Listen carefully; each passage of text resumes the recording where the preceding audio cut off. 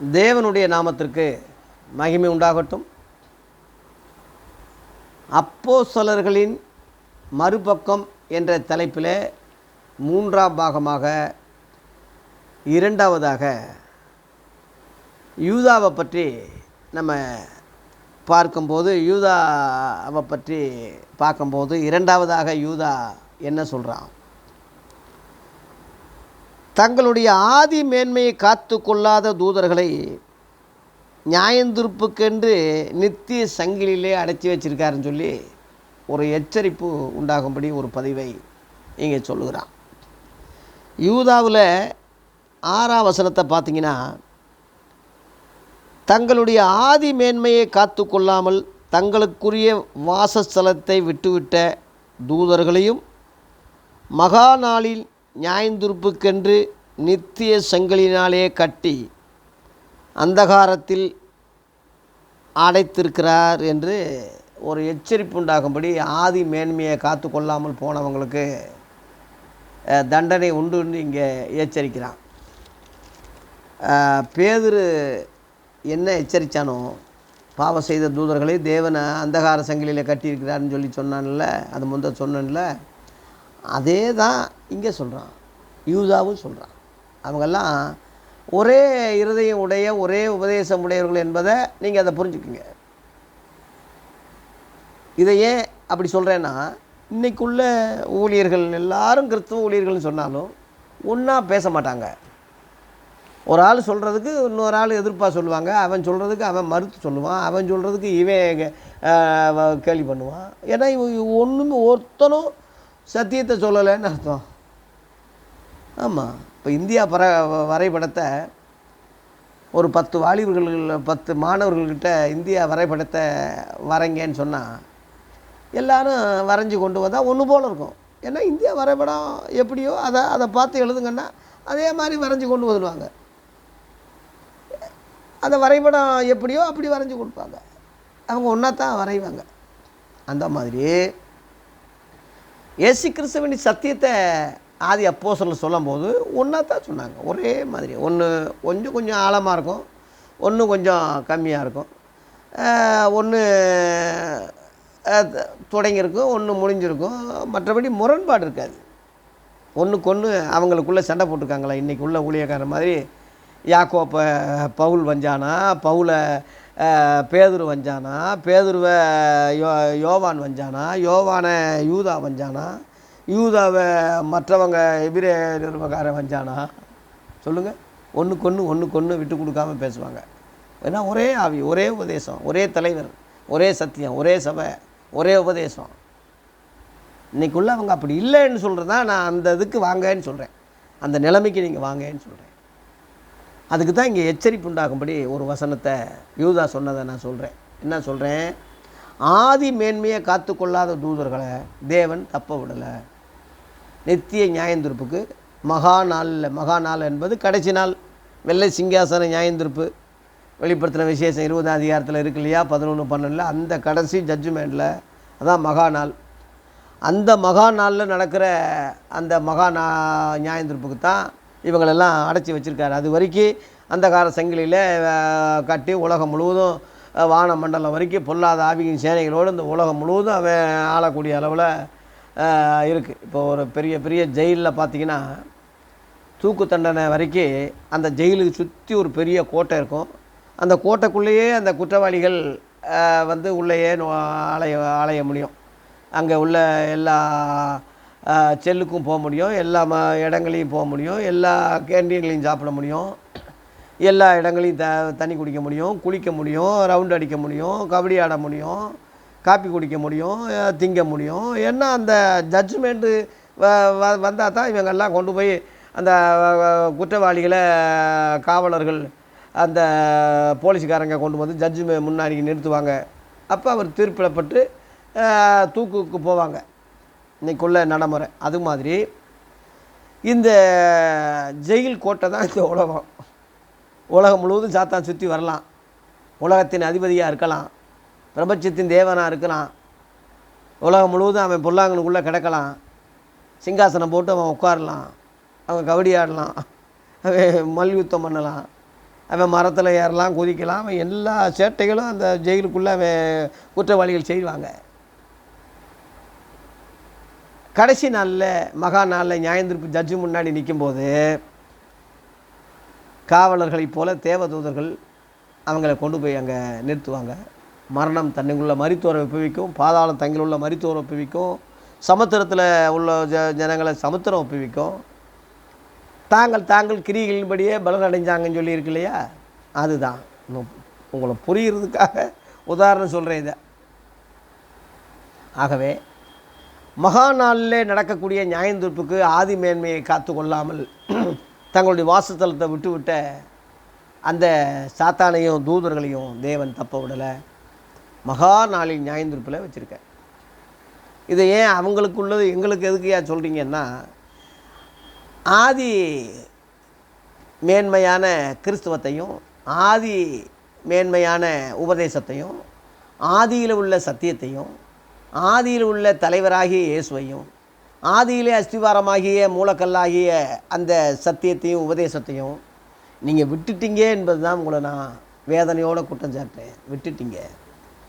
1ஆம் நூற்றாண்டில் இயேசு கிறிஸ்து என்ன சபையை ஏற்படுத்தி பாதாளத்தின் வாசல் மேற்கொள்ளாதுன்னு சொன்னாரோ, ரட்சிக்கப்பட்டவங்களை அனுதினம் சபையிலே ஆவியானவர் எப்படி சேர்த்தாரோ, அப்போஸ்தலர் 2:42 படி அப்போஸ்தல உபதேசம் எப்படி கொடுக்கப்பட்டதோ, திரளான ஜனங்களாக இருந்தாலும் ஒரு மனமும் ஒற்றுமையும் அந்த ஜெபமும் அந்த இடமே அசைந்ததென்று எப்படி ஒரு எழுப்புதல் அந்த காலத்தில் உண்டாச்சோ, அந்த மேன்மையை இன்னைக்குள்ள கிறிஸ்தவங்க விட்டுட்டாங்க. அந்த மேன்மையை இழந்துட்டாங்க, இழக்க வச்சிட்டாங்க.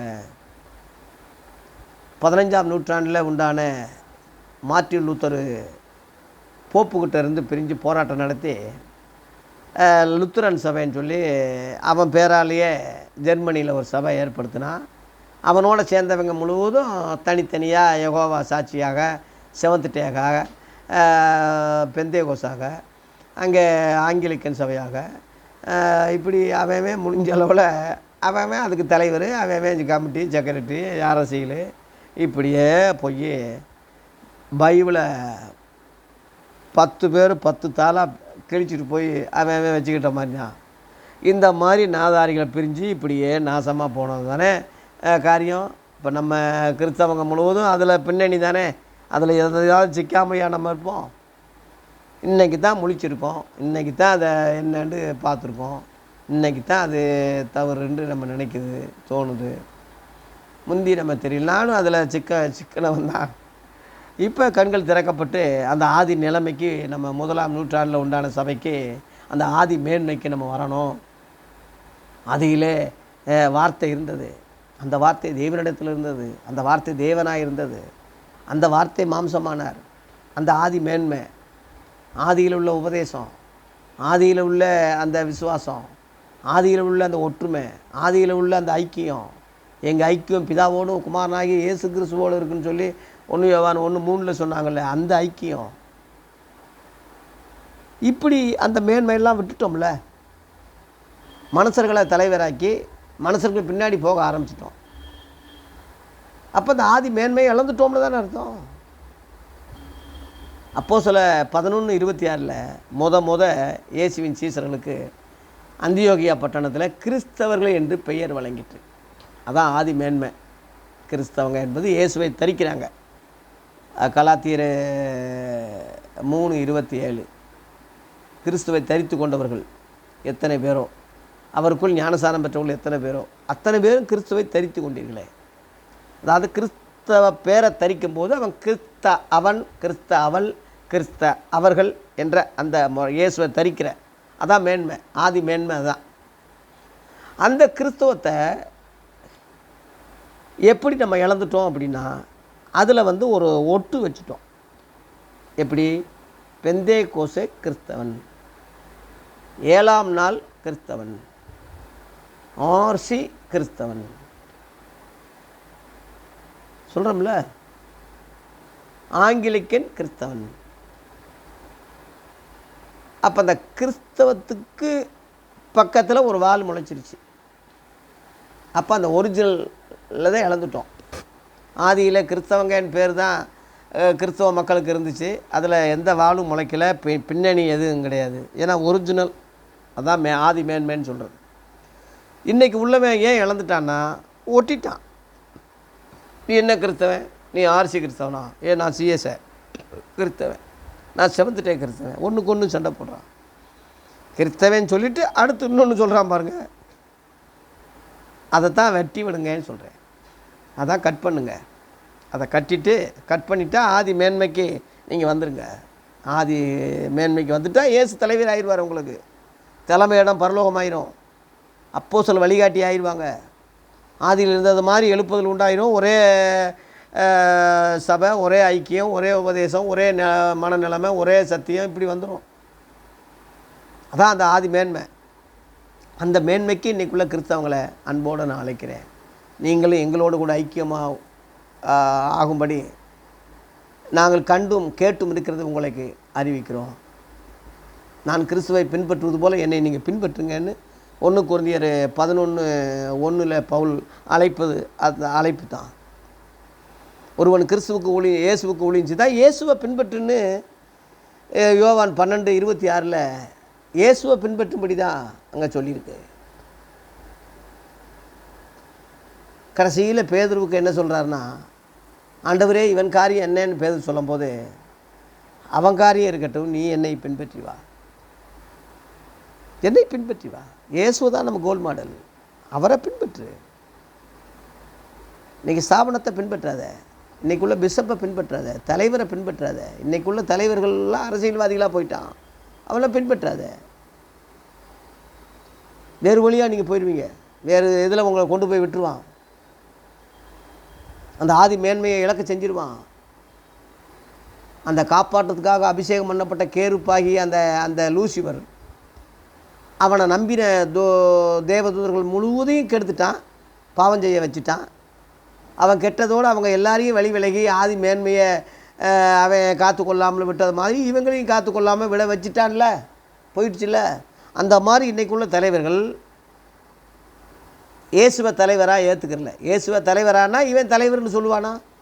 இயேசு ஒரு பிஷப்புன்னா இவன் பிஷப்புன்னு சொல்லுவானா? அவர் ஒரு ரெவரண்டுனா இவன் ஒரு ரெவரண்டுன்னு சொல்லுவானா? அவர் சாணத்தை வகிப்பானா? அவன் அவருடைய இடத்தை இவன் பிடிப்பானா? அவருக்கு சமம் ஆக்குவானா? இதில் இருந்தே அவன் ஒரு அந்தி கிறிஸ்து ஆவியில் இருக்கான்னு புரிஞ்சுக்கிறீங்க. அது அவனுக்கே கேடு உண்டாகும்படி அவன் செய்கிறான்.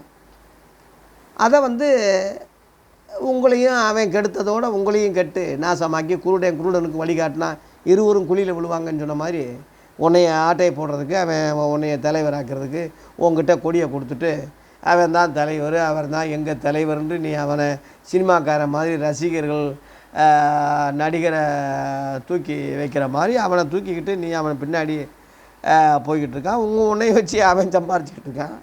உன்னைய வச்சு அவன் அரசியல்வாதிகிட்ட எல்லாம் டீல் பேசி பெட்டியை வாங்கிட்டு உன்னைய வச்சு ஆட்டையம் போட்டுக்கிட்டு இருக்கானே தவிர அவன் பரலோகத்துக்கு அவனும் போகிறதில்ல, அவன் கூட சேர்ந்த அவன் கூட்டமும் போடுறதில்ல. அந்த மாதிரி நீங்கள் ஆயிடக்கூடாது என்பதுக்கு தான் ஆதி மேன்மையை காத்து கொள்ளாத தூதர்களை மகா நாளில் நியாயந்திருப்புக்கு ஒப்பு கொடுத்தது மாதிரி நீங்களும் ஆதி மேன்மையை, ஆதி விசுவாசத்தை, ஆதி உபதேசத்தை, ஆதி சத்தியத்தை விட்டுட்டிங்கன்னா உங்களுக்கும் அதே கதி தான். ஒரு காலம் உங்களை அறியவில்லை. அக்கிரமம் ஜெயிக்காரே என்னை விட்டு அகன்று போங்கன்னு இவங்களுக்கு சொல்லிடுவார். அவங்கெல்லாம் தீர்க்க தரிசனம் சொன்னவங்க தான், இயேசுவின் நாமத்தில் பிசாசி விரட்டினவங்க தான். தெரியாதுன்னே சொல்கிறாரு. ஏன்னா வேறு வழியாக ஏறுகிறவன் கல்லையும் கொள்ளைக்காரன்னு சொல்லி யோவான் 10:1 சொல்லிட்டாரே. அதனால தான் நானே வழின்னு சொன்னார். நானும் ஒரு வழி என்று சொல்லாமல் நானே வழி, நான் தான் அப்படின்னு சொன்னார். அதனால் நமக்கு அவர் தான் கோல் மாடல், அவர் தான் நமக்கு சத்தியம். அதனால் மகா நாளிலே ஆதி மேன்மை இழந்து போன அந்த தூதர்களுக்கு சபிக்கப்பட்டவங்களே, சாத்தானுக்காகவும் தூதர்களுக்காகவும் ஆக்கப்பட்ட அக்னி கடலுக்கு போங்கன்னு சொல்லி அவங்கள அக்னி கடலுக்கு தள்ளுறதோடு அவங்கள சேர்ந்தவங்களையும் தள்ளிடுவாருன்னு மத்தேயு 25:41 போட்டிருக்கேன். அந்த நிலைமைக்கு நீங்கள் போயிடக்கூடாது என்பதுக்கு தான் எச்சரிப்பு உண்டாகும்படி யூதா அன்னைக்குள்ள பொதுவான விசுவாசிகளுக்கு சொன்னது மாதிரி இன்றைக்குள்ள கிறிஸ்தவங்களாகி உங்களுக்கு இதை நினைப்பூட்ட நான் அசதியாகிறேன். இதை நினைப்பூட்ட நான் தவற மாட்டேன். இதை உங்களுக்கு சொல்ல வலியுறுத்த நான் கடமைப்பட்டிருக்கிறேன். இதையே நீங்கள் உள்வாங்கி ஏற்று யோசித்து ஆதி அப்போஸ்தலர்களையும் அவங்க நிருபங்களையும் அவங்க அப்போஸ்தல சத்திய உபதேசங்களையும் பின்பற்றும்படி இன்றைக்குள்ள நாதாரிகளை விடும்படி அன்போடு உங்களை எச்சரிக்கிறேன். நன்றி, வணக்கம்.